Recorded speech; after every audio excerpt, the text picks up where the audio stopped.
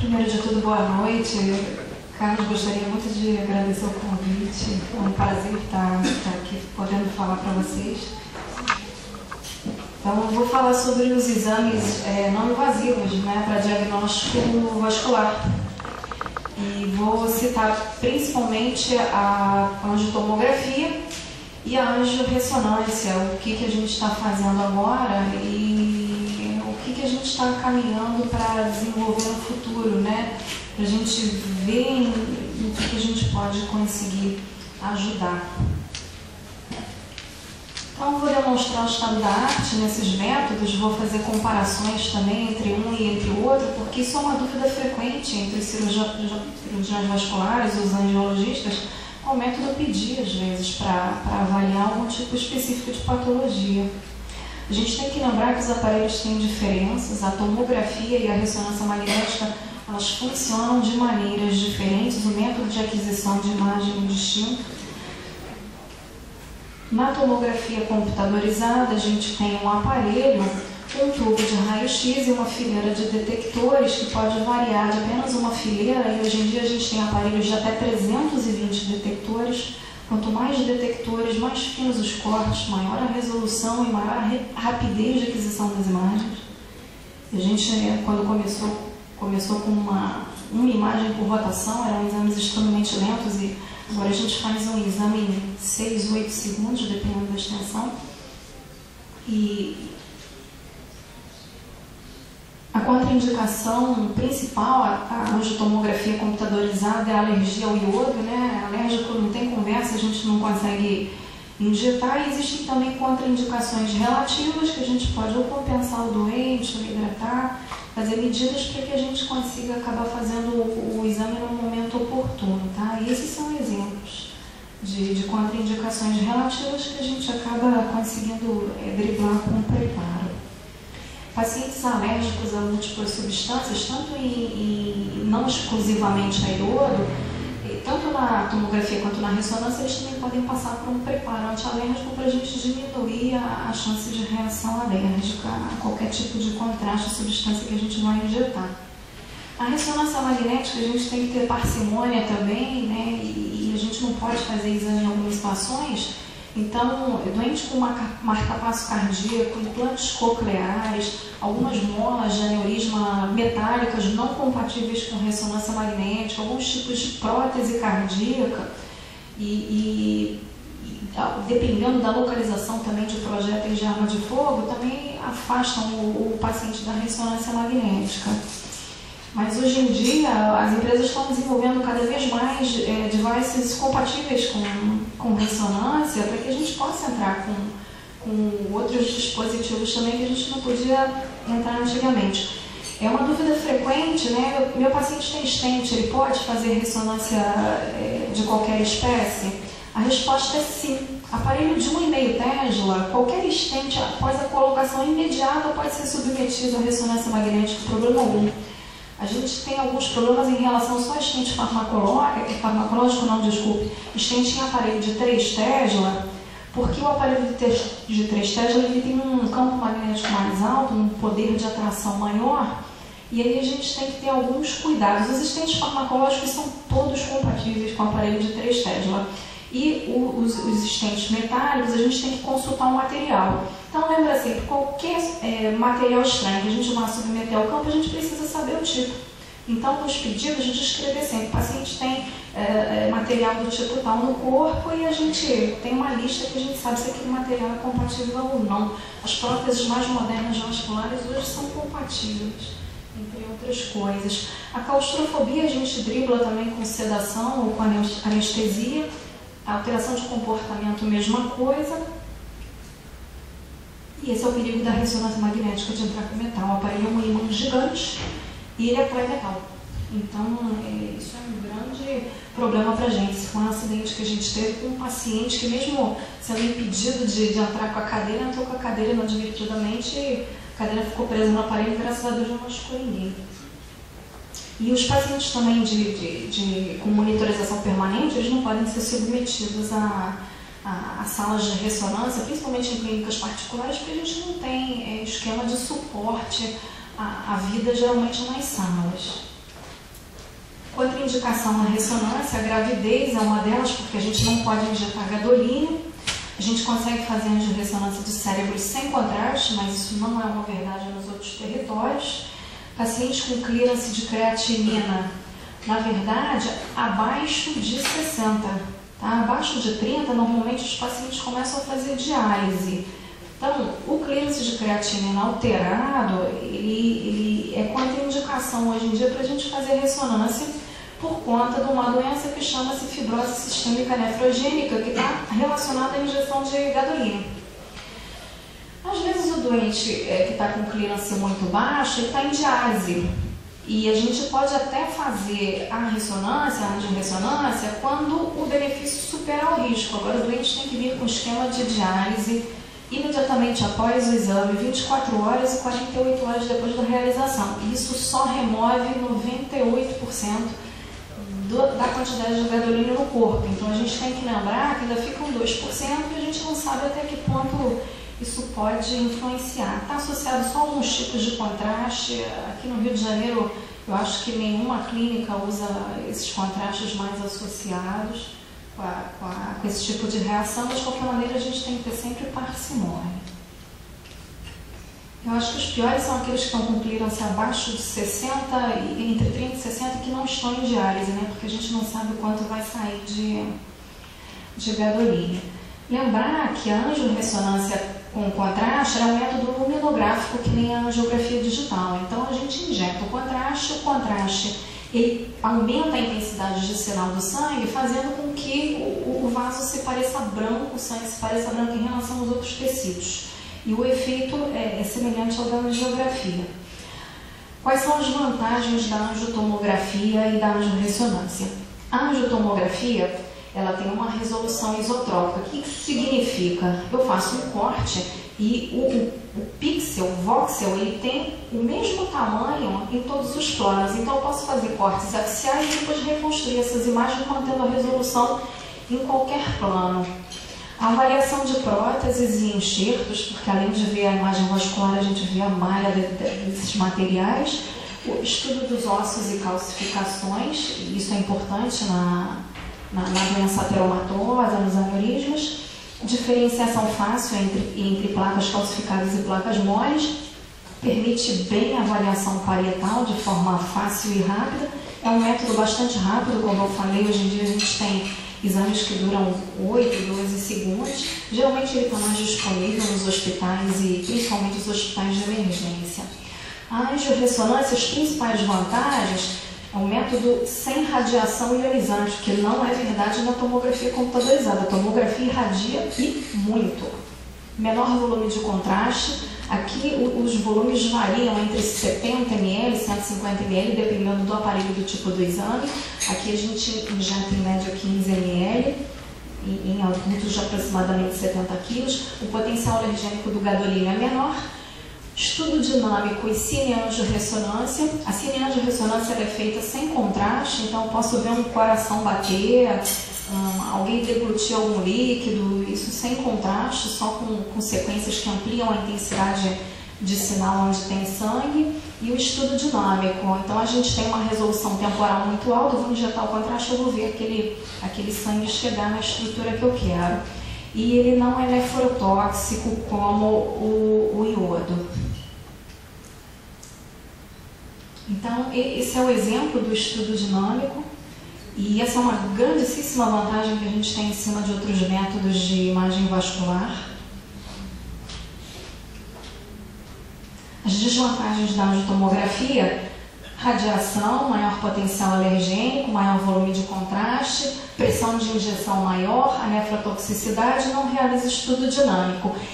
Isso, na verdade, agora está mudando com os novos aparelhos a partir de 256 canais. Eles já estão começando a fazer estudos dinâmicos, não como esses que vocês viram na angiorressonância dinâmica, mas também estão progredindo muito nesse sentido.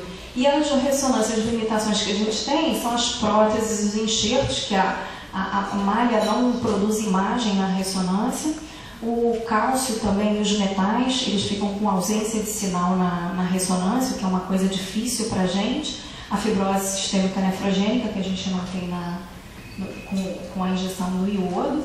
a claustrofobia, que é maior, porque o aparelho é um túnel, não é um anel, e a maior necessidade de cooperação do doente, que os exames são mais lentos. Um exame de angiorressonância, ele demora em média 20 minutos até que a gente faça todas as aquisições. A sequência mesmo é rápida, é em torno de 20 segundos, mas a gente repete algumas vezes, fase arterial, fase venosa, tem a preparação do doente, então fica mais ou menos entre 15 e 20 minutos. Então, a gente vê facilmente essas placas metálicas na tomografia e esse tipo de material ele atrapalha bastante, pode dar artefatos que cheguem a inviabilizar a visualização das estruturas que estão para trás. Isso não acontece com a tomografia. O stent também, a gente tem um artefato de suscetibilidade que ou a gente vê tipo uma redução luminal ou a gente não consegue ver mesmo o lumen. E a gente só vai estudar o segmento que está depois da topografia do stent.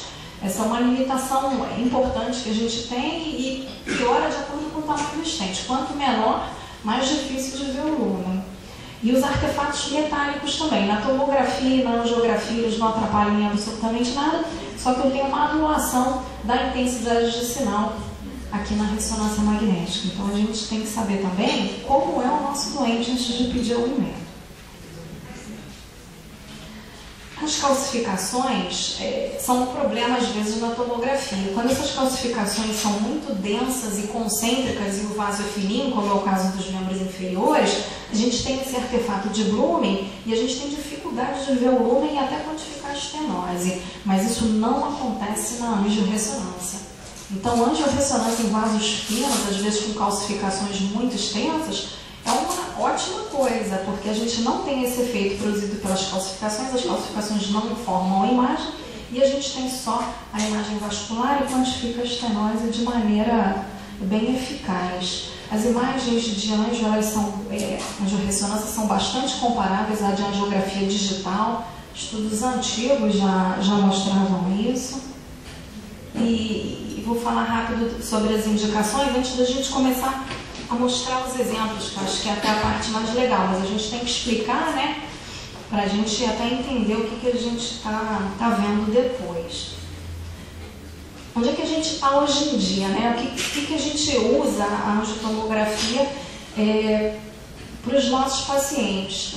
Alterações cardiovasculares congênitas, doença aterosclerótica e tromboembólica, aneurisma, dissecção, vasculite, avaliação de veias pulmonares pré e pós-ablação, malformações vasculares, tumores, relação vascular dos tumores com os vasos, avaliação da vascularização hepática pré-transplante e avaliação também de doença coronariana, score de cálcio, caracterização de placa aterosclerótica em coronária, não só em carótidas e em outros territórios. E o que mudou, né, ao longo dos anos? Primeiro de tudo, aparelhos com mais canais e que são esses detectores. As imagens são cada vez, tem mais resolução, os cortes são cada vez mais finos. Hoje em dia os cortes são de 0,6 milímetros e são muito rápidas. E atualmente os protocolos também eles visam uma redução de dose, porque a angiotomografia ela irradia muito.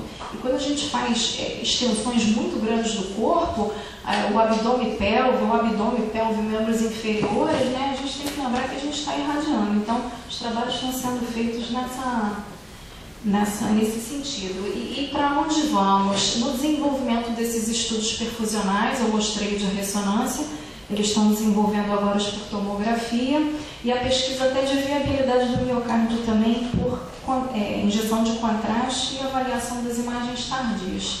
Na angiorressonância, as indicações são exatamente as mesmas da angiotomografia. A gente perde na avaliação do pré-transplante hepático por causa do calibre dos vasos. Na ressonância eu corto com 1 milímetro, 0,9, é o mínimo que eu consigo. E na tomografia 0,6. E para vasos muito fininhos, parece, mas isso às vezes faz alguma diferença. Mas são exatamente o mesmo. Doenças congênitas, aneurisma, doença ateromatosa, sempre lembrando que aqui eu estou fazendo um exame radiográfico. O que mudou também de uns anos para cá? A gente agora tem cortes submilimétricos, então eu consigo fazer cortes de 0,9. E a gente tem métodos quantitativos também. A partir da intensidade de sinal das estruturas na ressonância, eu consigo dizer se ele tem gordura, se ele tem ferro.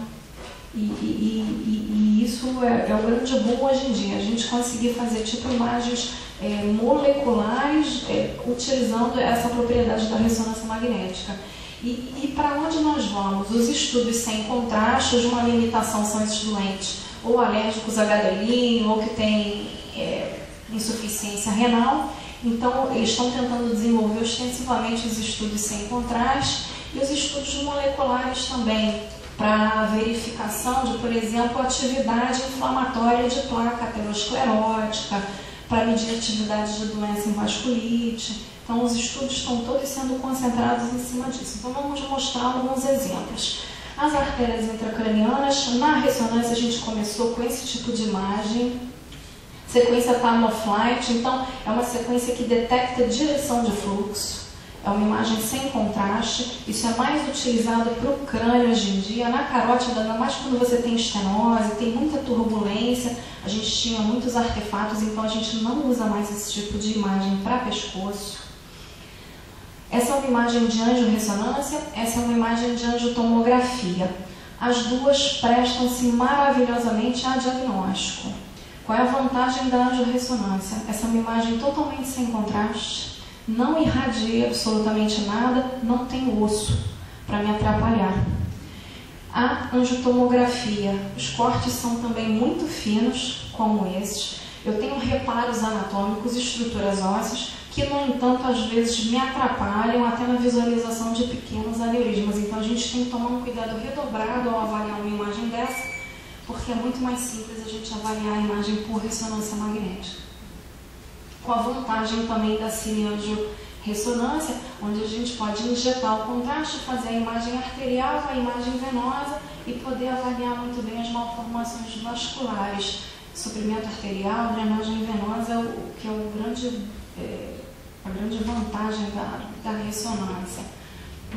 Malformações vasculares também em face. A gente tem que lembrar que a diferenciação tecidual da ressonância, ela é maravilhosa. A gente separa muito bem substância cinzenta, substância branca, gordura, músculo, tendão.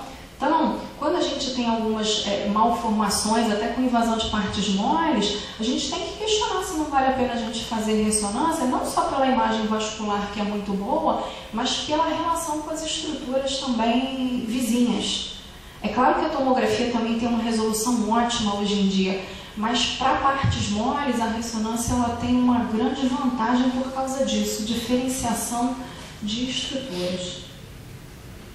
Nas artérias do pescoço, também é bastante antigo, tanto a luminografia pela angiografia digital, tomografia e ressonância são comparáveis na medição das estenoses, então o que a gente mede, falando em luminografia por um método ou por outro, o exame sendo bem feito, né, são comparáveis, é a mesma coisa. Na angiotomografia a gente tem as estruturas ósseas também, os reparos anatômicos. Na angiorressonância a gente tem a luminografia, mas a gente tem reparos anatômicos também. A gente pode medir distância de bifurcação de carótida para lobo de orelha ou para outros reparos. Isso também não invalida, né, quando há necessidade de reparos.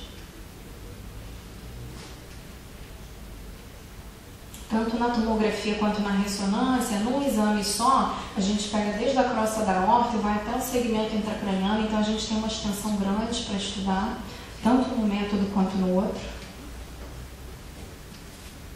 Os métodos de mensuração são aplicáveis tanto na ressonância quanto na tomografia. Lembrando que na tomografia a gente consegue ver a placa, a parede, então a gente consegue fazer também o European, que a gente não consegue fazer com a ressonância, porque a gente só pode aplicar os métodos luminográficos e os índices aplicáveis a eles.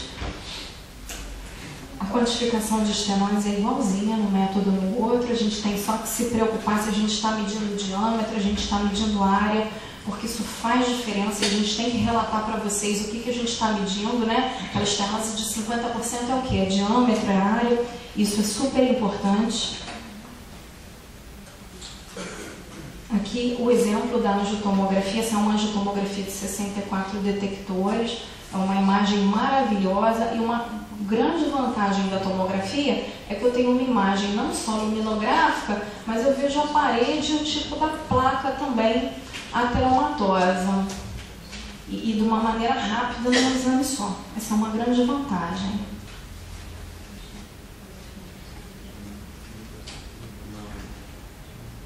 Então aqui, ó, eu tenho para exemplificar para vocês uma placa totalmente hipodensa, predominantemente lipídica. A gente tem como medida a densidade da placa, e outra placa já aqui fibrocálcica, tá? Bem diferente, né? E a gente sabe que essas placas não têm o mesmo significado. As placas mais vulneráveis, elas estão mais associadas a eventos cerebrovasculares do que as placas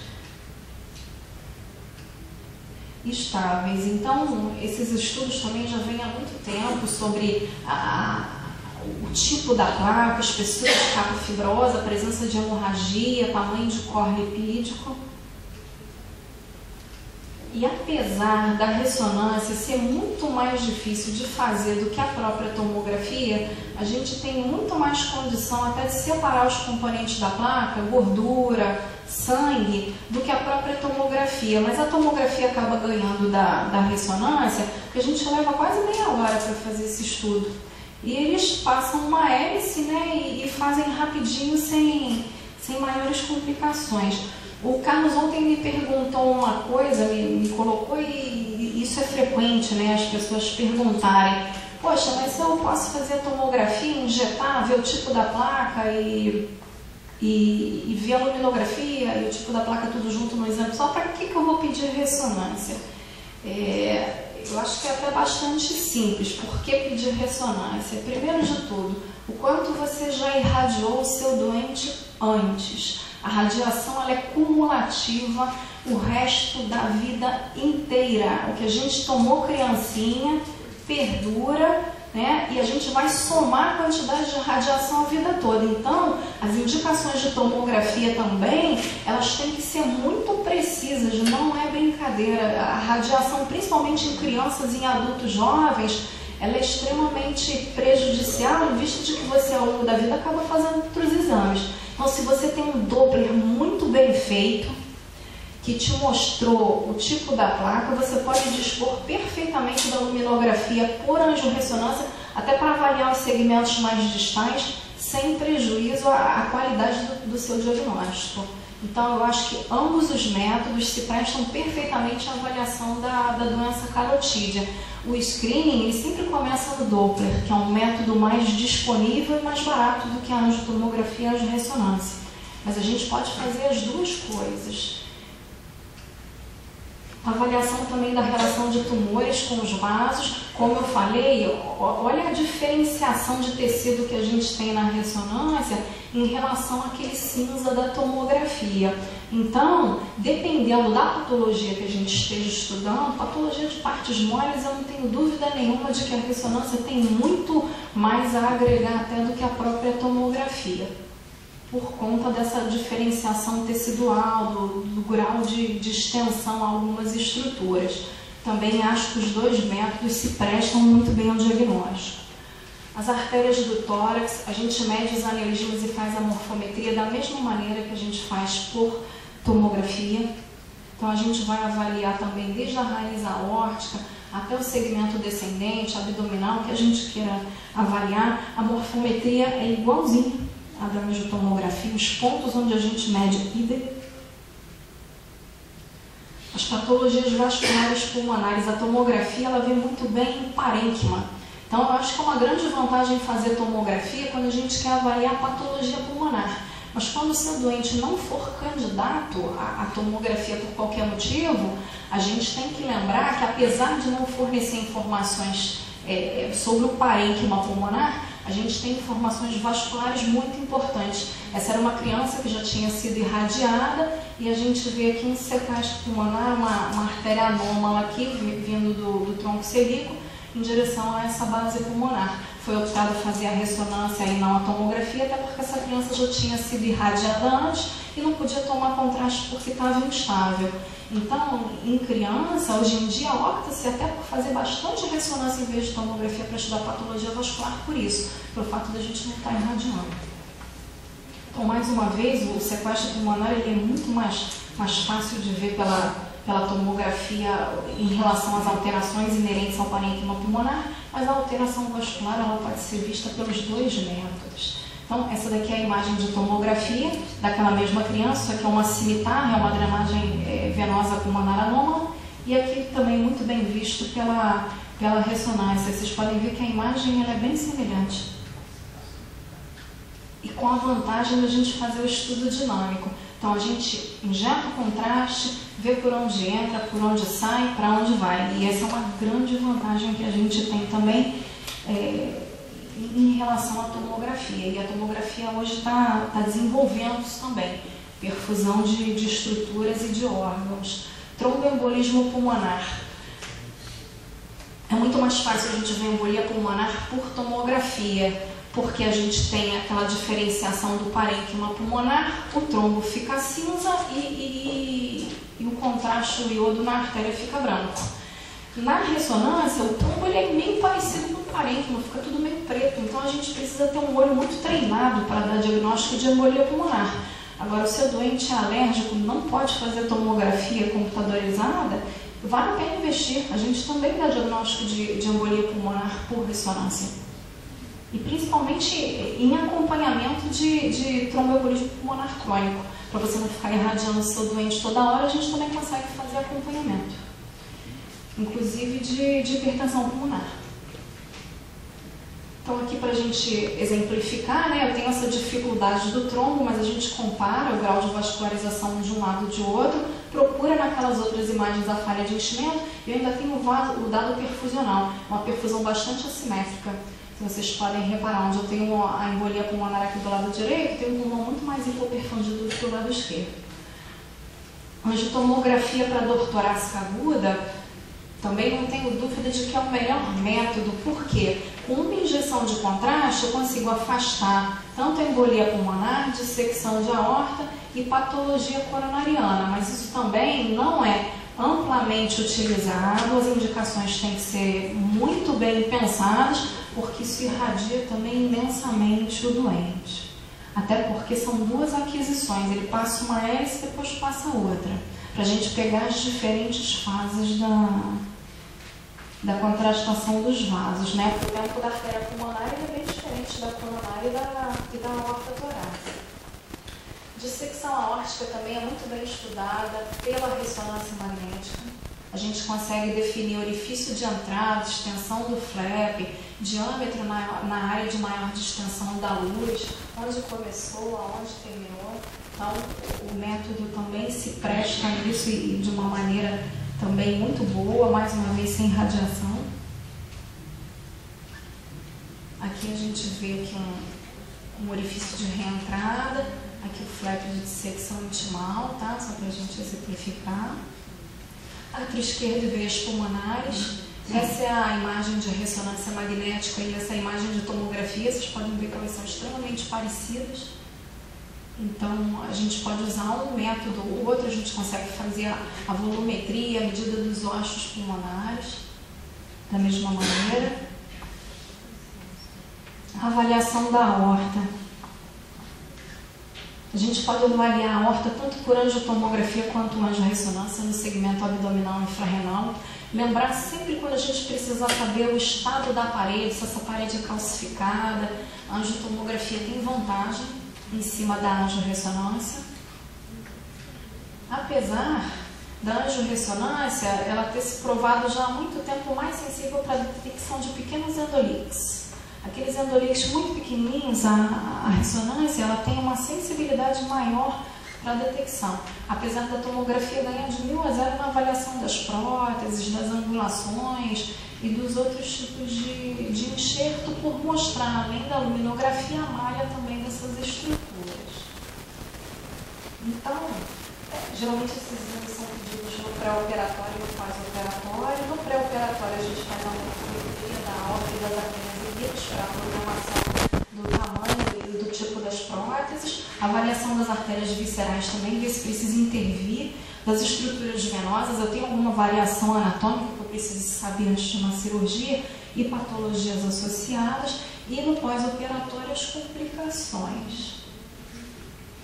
Então, a dificuldade que a gente tem em relação à tomografia, né, o trombo para a gente, ele fica muito menos evidente do que na tomografia, mas de qualquer maneira ele também é facilmente detectável. A gente não tem só a imagem luminográfica, a gente tem outras imagens também complementares, por esse motivo o exame dura 20 minutos, onde a gente consegue detectar exatamente a mesma coisa. Eu não vou conseguir descrever para vocês se esse aneurisma tem calcificações na parede, isso vai ficar para a tomografia. Mas de qualquer maneira, é possível fazer uma morfometria com a mesma qualidade, tanto por tomografia quanto por ressonância magnética. E às vezes o seu doente ele é alérgico a iodo, tem alguma contraindicação, e esse é um método que não tenho dúvidas de que vai ajudar mesmo, porque a morfometria que a gente faz para um método e para o outro é igualzinho. Aqui, exemplos então de variações anatômicas, duplicação de veia cava inferior, veia renal retroaórtica, rim e ferradura, aqui é a duplicação. Essas são todas imagens de ressonância magnética. Repara que o trombo é pretinho, então de qualquer maneira a gente consegue também identificar. A reconstrução às vezes não fica tão bonita que nem a da tomografia, mas as imagens são muito diagnósticas. E na angiotomografia vascular, só para a gente exemplificar aqui, o trombo ele tem uma densidade bem diferente do lumen e as calcificações parietais que a gente consegue ver ao longo de todos os territórios. É a morfometria igualzinha. A dissecção aórtica também, na tomografia, pega-se também uma grande extensão vascular. Na ressonância a gente consegue fazer a mesma coisa. Dependendo do tamanho do doente, a gente pega essa extensão toda sem irradiar nada. Quando a gente não consegue pegar, a gente divide em duas estações, injeta um pouquinho para a abdominal, depois a gente injeta um pouquinho e faz a torácica, isso também não é problema. Então os dois métodos permitem que a gente avalie uma grande extensão, onde começa, onde termina a dissecção e todas as medidas necessárias para poder informar. E a dissecção aqui por ressonância é a mesma coisa, a aorta torácica até as artérias ilíacas. As próteses são uma dificuldade na ressonância, a gente vê a retificação do contorno da aorta, a gente sabe que tem prótese, mas a gente não vê a malha da prótese. Então, quando precisar estudar complicações inerentes à prótese, não só o endolite, angulações, deslocamentos, a tomografia ela tem grande vantagem sobre isso, tá? Então, deixar para a gente avaliar a prótese, né, para pesquisa de complicação, só quando tiver suspeita de algum endolite que tenha passado desapercebido por algum outro método e que a gente não tenha outros métodos de fazer essa investigação. O doente não pode fazer tomografia, eu já fiz muitas tomografias, a gente vai fazer o acompanhamento pela ressonância também sem problema nenhum. A gente vai dar dados importantes da mesma maneira. Esse foi o trabalho de 2004, que já mostrava aqui o endolique, né? É fácil da gente ver, até porque o material da prótese ele não causa artefatos. O artefato às vezes dificulta que a gente veja o endolique e a ressonância é isenta desse tipo de artefato. Angio-TC vascular também avalia uma grande extensão, esses enxertos bifurcados, mas a gente consegue fazer essa avaliação também por ressonância. Então esse é um exame praticamente de corpo quase inteiro de um doente. Isso é injeção de gadolinho e com apenas 2 injeções de 15 ml eu faço a imagem vascular praticamente do corpo inteiro. Tá? Quando o doente é pequenininho, geralmente mulher, a gente faz uma injeção, pega a aorta torácica, abdominal e membros inferiores e faz a segunda injeção só para ver a carótida, porque o fluxo é para cima, o resto está para baixo, a gente não consegue pegar tudo junto. Mas com 30 ml de gadolinho eu faço uma imagem do corpo inteiro sem irradiar absolutamente nada. Isso é fantástico, tanto para enxerto quanto para extensão de doença aterosclerótica sem irradiar absolutamente nada. Nos ramos viscerais, tanto a angiotomografia quanto a angiorressonância fornecem imagens de maravilhosa qualidade para a detecção de estenoses. Mais uma vez lembrando, o estudo da parede, das calcificações é melhor por tomografia computadorizada. Eu não vou ver as calcificações na angiorressonância, mas as estenoses ficam muito bem estudadas. Aqui um exemplo de estenose de artéria renal medido pela ressonância. A gente pode medir tanto o diâmetro quanto a área. Aqui a estenose também por tomografia computadorizada, comparação com a angiografia. E depois a imagem também do stent na tomografia. Avaliação da vascularização hepática. Isso aqui é uma grande aplicação da angiotomografia. A angiorressonância ainda não consegue fornecer imagens tão bonitas, né? Principalmente das artérias, dos ramos intrahepáticos, porque aqui os cortes são mais finos. Essa diferença de 0,3 milímetros faz bastante diferença quando a gente fala de fígado, não dos outros territórios, mas no fígado faz. A gente consegue fazer volumetria hepática pré-transplante e avaliar a vasculatura tanto venosa quanto arterial para a programação do procedimento. Nos membros inferiores, então, a ressonância com uma grande extensão, sem contraste, apenas uma injeção de contraste, e a gente avalia com detalhe as estruturas, a extensão dessas estenoses. Angiotomografia, mesma coisa. Uma vantagem, a gente tem alguns reparos ósseos, mas no território infrapatelar a presença de calcificações pode dificultar bastante a gente, por causa daquele artefato de Blumen que eu falei. O vaso é muito fininho e a calcificação pode borrar o lumen do vaso e a gente ter dificuldade de quantificar a estenose. Mas a angiotomografia também é muito mais eficaz para ver os estentes e a perviedade deles. Então, a gente tem que sempre se perguntar o que eu quero estudar. Eu vou irradiar de novo, porque a angiorressonância, no caso dos membros inferiores, ela é um grande método para isso. Por não irradiar, por injetar um pequeníssimo volume de contraste, a gente tem uma extensão enorme do corpo para avaliação de estenose sem nem a injeção de iodo nem a radiação. Malformações vasculares. Mais uma vez, eu não tenho dúvida de que a angiotomografia é maravilhosa para avaliar malformações vasculares. Agora, o que acontece é quando a gente tem malformações de alto fluxo, às vezes o fluxo é muito rápido. Na hora que a gente injeta na angiotomografia, a gente já pega a imagem da artéria e da veia tudo contaminado. A gente não sabe de onde veio primeiro, se tinha componente fistuloso, não tinha, e de onde estava vindo aquele componente. E isso já é mais fácil da gente ver na ressonância, que a gente injetou o contraste, um quadro por segundo, e a gente vai acompanhando aquela progressão do contraste. E com isso a gente diferencia bem o que é lesão de alto fluxo, lesão de baixo fluxo, aquela artéria nutridora ela está onde, a veia de drenagem ela está indo exatamente para qual sistema. A tomografia também faz isso, mas é um pouco mais fácil na ressonância por causa do estudo dinâmico. Então, mais uma vez, a gente injeta contraste e a gente vê encher a malformação. E esse tipo de imagem, eu acho que auxilia bastante para o cirurgião. Angiorressonância de corpo inteiro. A vantagem não é só a gente fazer a imagem vascular do corpo todo, em apenas 2 injeções de contraste. A gente também pode, no mesmo exame, claro que é um pouco mais demorado, mas avaliar parênquima cerebral. Então, por exemplo, eu estou avaliando um diabético, a doença vascular obstrutiva do diabético, posso avaliar o cérebro também, para ver como é que está o grau de degradação dessa substância branca, se tem lesões isquêmicas no cérebro, e até mesmo o coração, para ver se tem alguma área de infarto. Então, em um único exame, a gente pode avaliar tanto as estruturas quanto os vasos relacionados. Isso é interessante para várias coisas, principalmente no pré-operatório. Então, esse aqui é um caso de um senhor de 70 anos, com claudicação intermitente. A gente fez a angiorressonância do corpo todo. Aqui uma estenose de uma oclusão aqui de artéria ilíaca direita. E a gente também, além de analisar aquela estenose, a gente amplia com detalhe as outras estruturas também. A oclusão da carótida interna, que a gente só tem a carótida externa. Até porque a aterosclerose é uma doença sistêmica, né? A gente não tem só um território, então é importante a gente avaliar globalmente todos os territórios.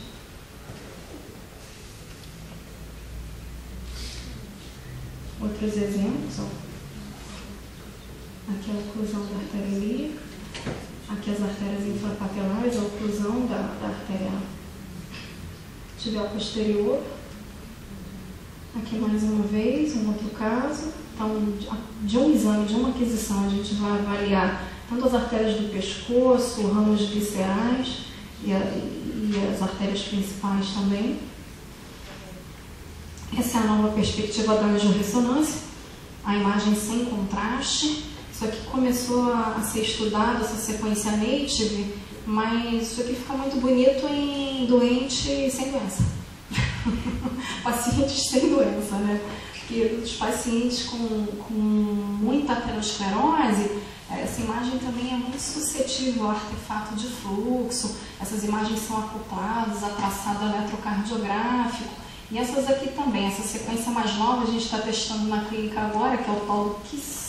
É ótimo para membros inferiores. A gente não injeta 1 ml de contraste, mas só funciona se o doente estiver sinusal. O que é um problema também, a gente comprar uma sequência que é caríssima, são muitos R$1000, né? E a gente fazer o exame sem contraste, ter que saber se o doente está sinusal ou não. Então a gente vai ter sucesso nisso só em alguns doentes. Então isso talvez comercialmente seja meio complicado por enquanto, até porque a maioria dos doentes pode tomar Gadolinium. Então isso ainda está em desenvolvimento. Esse é um contraste muito legal, está aos poucos entrando no mercado, ele é um blood pool. Ele é um contraste intravascular, ele não se difunde pelo interstício, então a imagem vascular ela dura muito tempo. Mesmo meia hora, 1 hora depois, as imagens são bem estáveis, a intensidade de sinal é boa, e isso é interessante especialmente no estudo venoso. Até porque nos exames normais, às vezes a gente tem que fazer 2 injeções para avaliar a artéria e veia, ou a gente injetou para a artéria e ficou fraco para a veia, e esse contraste ele já reduz esse tipo de dificuldade. Uma coisa muito legal também é que esse contraste também fica retido onde tem neovascularização. Então, por exemplo, um doente com arterite de Takayasu, eu estou com dificuldade de diferenciar se aquilo ali é uma alteração fibrótica sequelar ou se aquilo é uma parede que está em atividade. Esse contraste ele só impregna onde você tem atividade inflamatória e neovascularização. Então, isso ajuda, inclusive, a gente separar a fibrose de atividade inflamatória. Essa é outra coisa que a gente está começando a estudar agora também, tanto por tomografia quanto por ressonância. Essa é uma imagem de ressonância e essa é uma reconstrução 3D por tomografia. A gente conseguir gerar modelos tridimensionais para cada paciente e a gente poder avaliar tanto as formas, angulações de uma maneira palpável, visual. Né, que eu acho que isso pode até facilitar a programação dos tipos de próteses, porque é diferente a gente ver um corte, um modelo tridimensional impresso em papel e uma aorta que a gente possa pegar, né, e programar um modelo. Isso aqui já está bem sedimentado em fetos e a gente está começando aqui no Brasil, até porque são impressões caras de se fazer com gesso ou resina e a gente está progredindo nisso agora. Isso aqui começou há muitos anos atrás, vocês podem ver que as publicações são de 2004, 2006, e isso ainda está progredindo. Essas imagens moleculares para a gente tentar mensurar a atividade macrofágica da placa. Cada hora eles inventam uma substância diferente. Isso é testado, cai, volta, mas a gente não usa ainda comercialmente, mas é bom a gente saber que existe. Então, existem alguns materiais, não só o contraste também pode impregnar onde a gente tem a placa em atividade, mas a gente tem outras substâncias, isso aqui é nanotecnologia, são as mesmas nanopartículas de ferro que você injeta para avaliação de célula-tronco, né, de localização. Isso também pode ser feito na carótida, né? Essas nanopartículas vão impregnar onde você tem a atividade inflamatória por causa dos macrófagos e você, através da aquisição de imagem, você tem queda do sinal. Então, onde eu tenho queda do sinal por causa da partícula, é onde eu tenho atividade inflamatória da placa aterosclerótica. Isso aqui também começou cedo, em 2002. Até hoje a gente não tem muita resolução. Essa é uma fusão das imagens do PET, do FDG, com as imagens de tomografia ou de ressonância. Isso pode ser feito tanto por um método quanto por outro, mas os próprios aparelhos de PET, né, que a gente tem no Brasil comercialmente, tem voxels muito grandes e a gente só vai avaliar essa atividade inflamatória bem em vasos que forem bem calibrosos. Na carótida, os voxels que a gente tem hoje em dia são de 0,8, 8 milímetros, desculpe, 5 milímetros, E se a gente levar em consideração de que a gente precisa ter pelo menos metade do tamanho da estrutura que a gente está estudando como tamanho de voxel para a gente ter uma resolução, então esse método é muito complicado, principalmente em carótida e em outros territórios. A gente tentou uma época fazer um trabalho com FDG e com carótida, e os exames do PET foram todos negativos, o que a gente já esperava, e não na ressonância, por conta disso, limitação do método. E a gente não avançou muito ainda nisso. Tá? Aqui, ó, só para vocês verem, uma lesão blástica aqui na tomografia no ilíaco, e a atividade aqui com a injeção do FDG. E aqui é ilíaco. Isso aqui é o que eles estão investindo agora em tomografia computadorizada, tanto volumetria de órgãos, perfusão de órgãos, e isso aqui está evoluindo até com a chegada desses equipamentos de 256, 320 canais. Então eu acho que a gente ainda tem muito o que aprender e evoluir em relação a isso.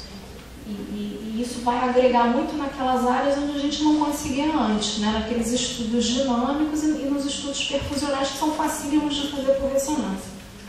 Então isso com certeza vem agregar. Outro boom da tomografia é a gente poder fazer o estudo das artérias coronárias, o estudo morfológico do coração, o estudo perfusional sobre estresse farmacológico ou não, e até o estudo funcional também, e hoje até pesquisar real sardinha se eu tiver fibrose e necrose no miocárdio. Alguém quer fazer uma pergunta?